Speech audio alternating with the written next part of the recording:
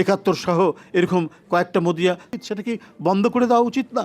শেখ হাসিনা যেখানে নিজে বলছেন যে হেলিকপ্টার থেকে বম্বিং করতে, আপনাকে গত পরশু দিনের আপনার পত্রিকা দেখুন, যে কথোপকথন পত্রিকার মধ্যে আসছে, কি ভয়ঙ্কর ব্যাপার। সেই দেশের প্রধানমন্ত্রী এই দেশের শিশু সন্তান, কিশোর, তরুণ, তাদের মিছিলকে দমানোর জন্য তিনি হেলিকপ্টার থেকে বম্বিং করার উপর পরামর্শ দিচ্ছেন।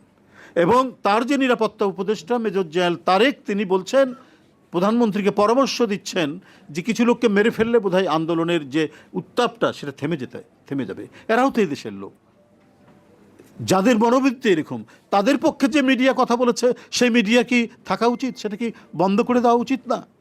তুই একটা মিডিয়া, একাত্তর সহ এরকম কয়েকটা মিডিয়া দিন রাত ওই সময় যে জঙ্গিবাদ করে গণতন্ত্রের সংগ্রামে যারা অংশগ্রহণ করেছে, তাদেরকে নানা ধরনের তকমা, নানা ধরনের মানে কি বলে বয়ান তৈরি করে তাদের বিরুদ্ধে অপপ্রচার করা হয়েছে।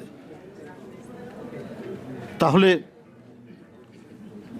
মিডিয়া নিয়ন্ত্রণ করে ফ্যাসিবাদের পক্ষে যারা সাফাই গিয়েছেন এবং প্রতিটি হত্যাকাণ্ডকে,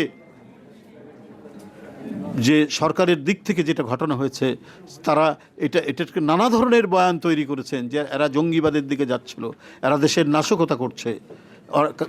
কেউ শিহরিত হয়নি যে ওই বাচ্চা ছেলে মুগ্ধ, পানি লাগবে বলে সহকর্মীদের দিকে এগিয়ে যাচ্ছে, তাকে যখন হত্যা করছে, এটার জন্য কোনো মিডিয়ার যে সংবাদ পাঠিকা বা উপস্থাপিকা সেটাকে আরও বেশি করে বলছে যে এরা সব জঙ্গিবাদের দিকে এগিয়ে যাচ্ছে।